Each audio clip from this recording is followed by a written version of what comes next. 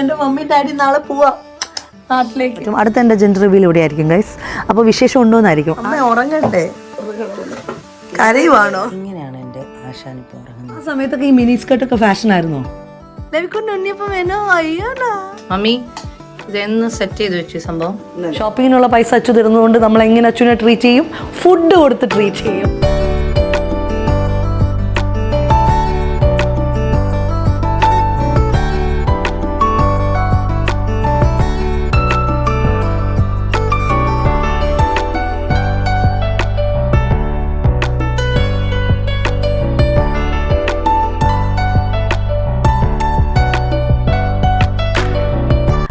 Hi നമസ്കാരം, എല്ലാൻ്റെ daily ജേണിലേക്ക് എല്ലാവർക്കും സ്വാഗതം.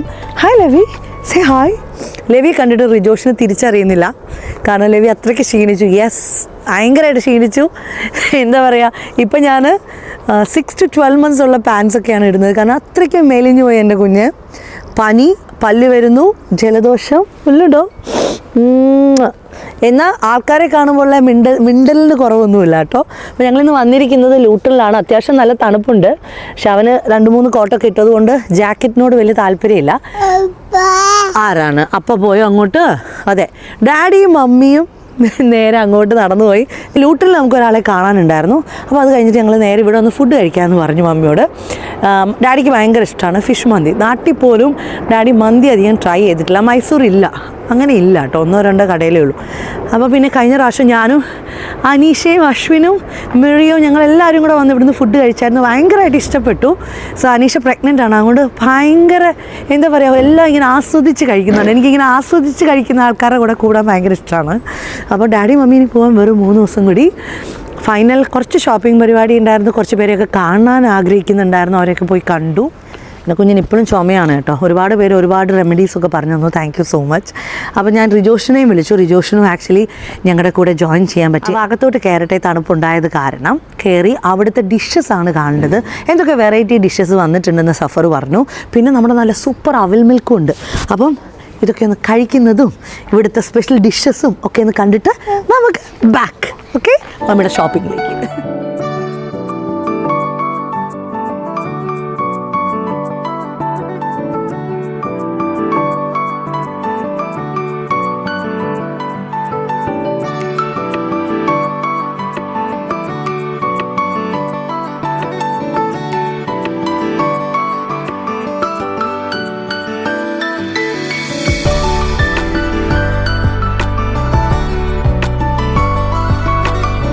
ഇന്നത്തെ മെനു ആണ് കേട്ടോ ഇത്. ഇതൊക്കെ ഓരോ സർബത്തും കാര്യങ്ങളുമാണ്. ഇത് ലസ്സി, എനിക്ക് മാംഗോ ലസ്സി മതി നേരത്തെ പറഞ്ഞു. പക്ഷെ അതിന് മുമ്പേ ഞാനൊരു അടിച്ച ചായ പറഞ്ഞിട്ടുണ്ട്. എങ്ങനെയുണ്ട് ഇവിടുത്തെ ആംബിയൻസ്? ഇവിടുത്തെ മെയിൻ ഹൈലൈറ്റ് എന്ന് പറയുന്നത് ഇതൊരു വിൻറ്റേജ് സ്റ്റൈൽ റെസ്റ്റോറൻ്റ് ആയിട്ട് തന്നെ ഇവർ മെയിൻറ്റെയിൻ ചെയ്ത് പോവാണ്. ഒരു ഇറ്റാലിയൻ റെസ്റ്റോ ബാർ ആയിരുന്നു ഇത്. അപ്പം അത് അവർ അഴിച്ചുപണികളൊന്നും നടത്തിയിട്ടില്ല, അതുകൊണ്ട് തന്നെ ഇനഫ് സ്പേസ് ആണ്.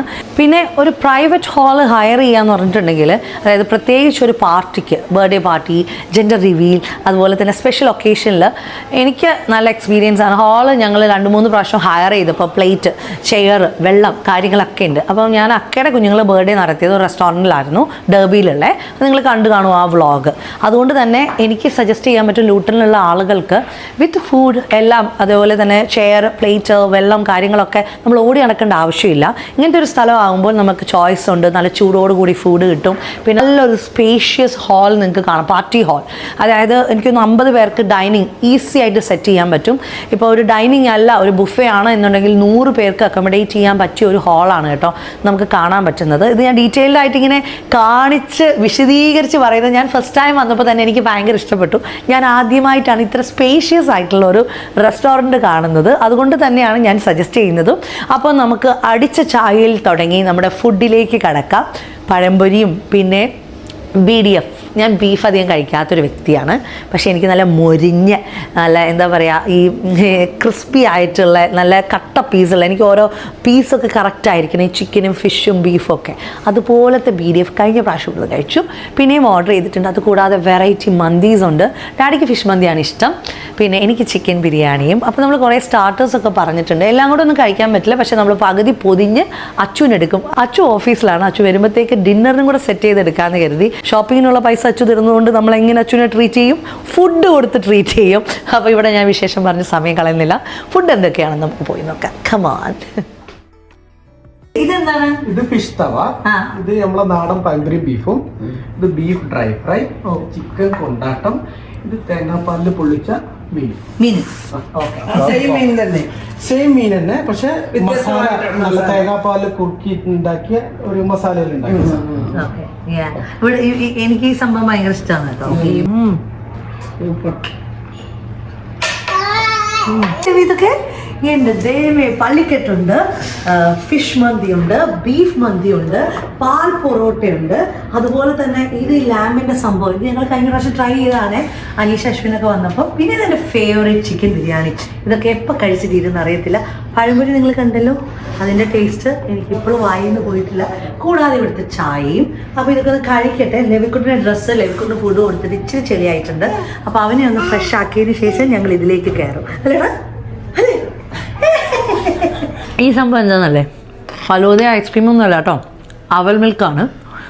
ഞാൻ ആദ്യമായിട്ടാണ് അവൽ മിൽക്ക് വിത്ത് ഐസ്ക്രീം കഴിക്കുന്നത്. ഫസ്റ്റ് ഓഫ് ഓൾ ഒരു അവൽ മിൽക്ക് ഫാനൊന്നും അല്ല ഞാൻ. ഇവിടുന്ന് ഒന്ന് ട്രൈ ചെയ്തപ്പോൾ എനിക്കിഷ്ടപ്പെട്ടു.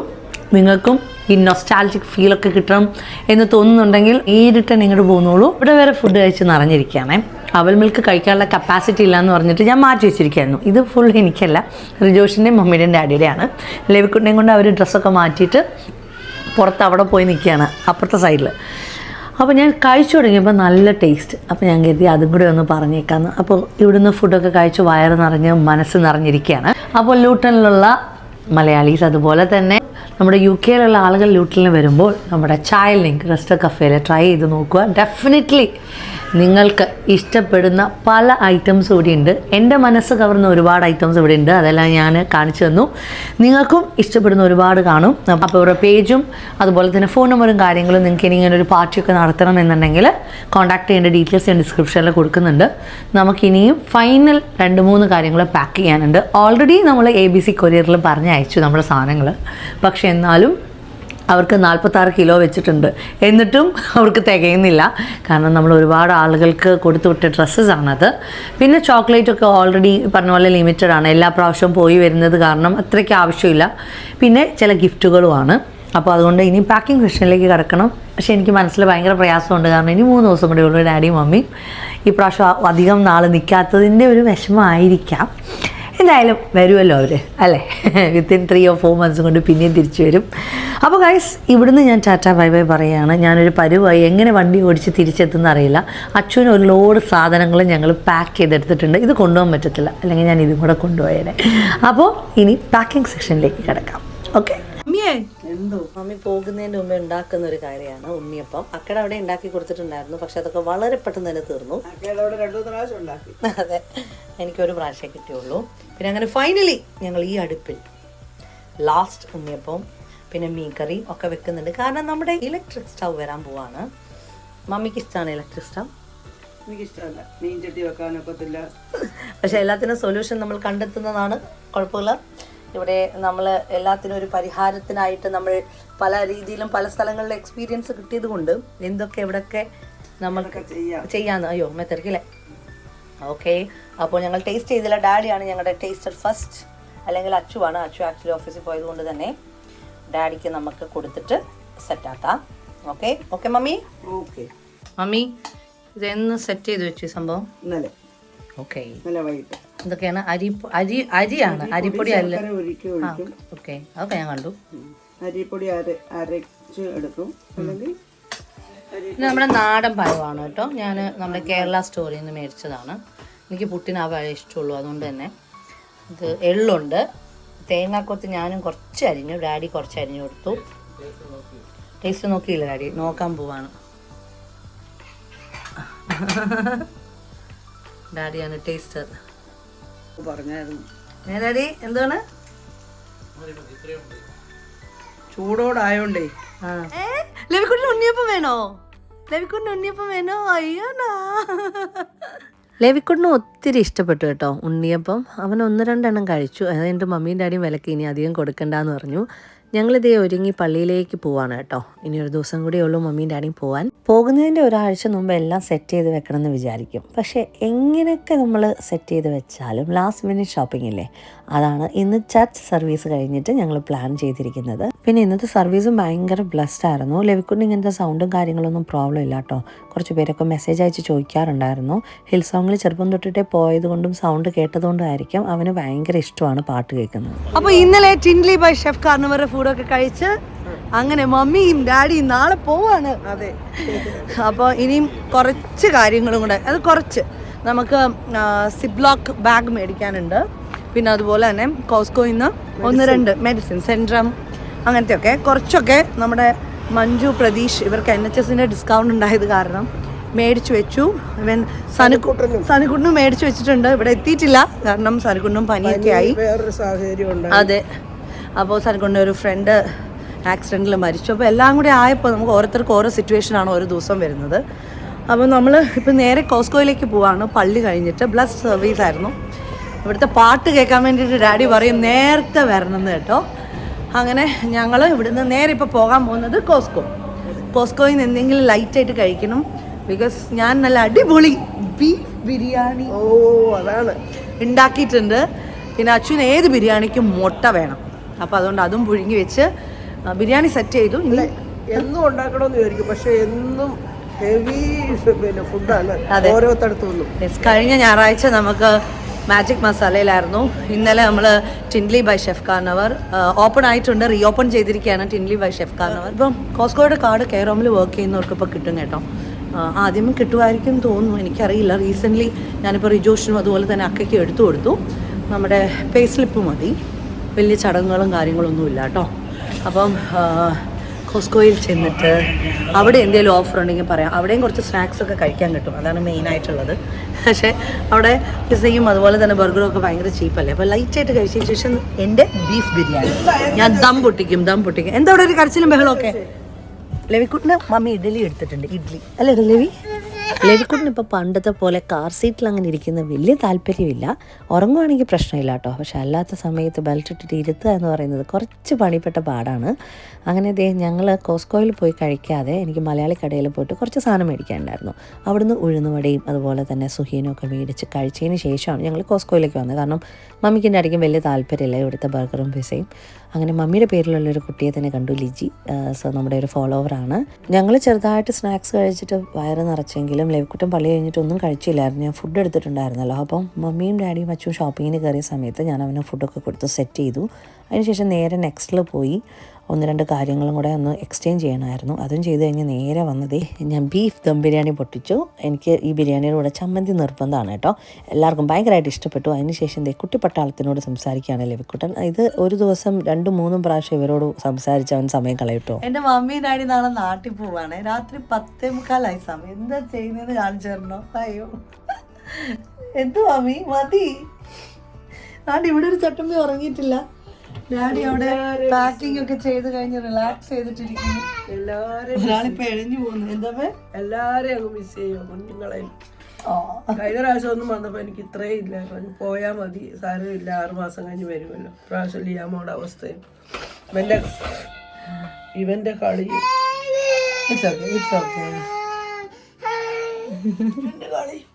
ഇവനെയും കൂടെ കൊണ്ടുപോവാ ഞങ്ങള്.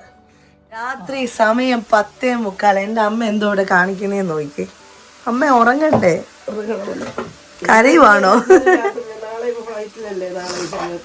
നാളെ ഫ്ലൈറ്റിൽ കയറുകയാണ്. പിന്നെ മമ്മി 5 മണിയായപ്പോൾ കിച്ചണിൽ കയറിയതാണ്. ഞാൻ രാവിലെ ഒരു ബീഫ് ബിരിയാണിയൊക്കെ വെച്ച് പള്ളിയിലൊക്കെ പോയി വന്ന് ഞങ്ങൾ എല്ലാവരും അത് കഴിച്ചു. പക്ഷേ മമ്മി ദേ മീൻകറി, ബ്രോക്കലി തോരൻ, പിന്നെ വാഴയ്ക്കും പയറും തോരൻ, അവിയൽ, പിന്നെ അത് കൂടാതെ ഓൾറെഡി ഒരു സെറ്റ് ഉണ്ടാക്കി ചിന്നി ചേച്ചിക്ക് അവർക്കൊക്കെ കൊണ്ട് കൊടുത്തായിരുന്നു. പിന്നെ റിജോഷിനൊക്കെ കൊണ്ട് കൊടുത്തു. അടുത്ത ഉണ്ണിയപ്പം മമ്മി ഉണ്ടാക്കി വെച്ചിരിക്കുകയാണ്. അക്കയ്ക്ക് ഞങ്ങൾക്കും ഒക്കെ വെക്കാൻ. ഇതൊക്കെ ഞാൻ ഉണ്ടാക്കി മമ്മിയോട് പറഞ്ഞതാ റെസ്റ്റ് എടുക്കാൻ. ഞാൻ ഇവിടെ ഒരാള് എന്തുവാടാ ഇത്? ട്രെയിന്? അതെ, അവൻ കളിച്ച് കിടക്കുകയാണ്. ജാക്മിയുടെ നല്ല അടിപൊളി കാന്താരി ആയിരുന്നു കേട്ടോ. ഞങ്ങൾ അവിയലിനും ഒക്കെ ഉപയോഗിച്ചത്. നല്ല കാന്താരി അല്ലേ അമ്മേ? തോരനൊക്കെ ഉപയോഗിച്ചത്. മമ്മിയെ വിഷമാവോ?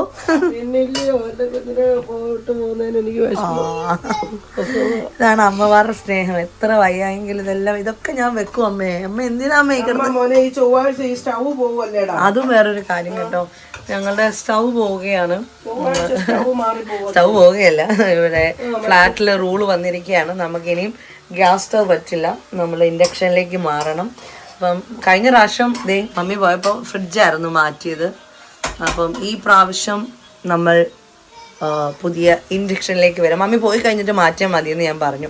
കഴിഞ്ഞ ചൊവ്വാഴ്ചയായിരുന്നു. പക്ഷെ എല്ലാം വീതം എയർപോർട്ടിൽ കൊണ്ടു കൊടുക്കുന്നു. അതും ശരിയാ.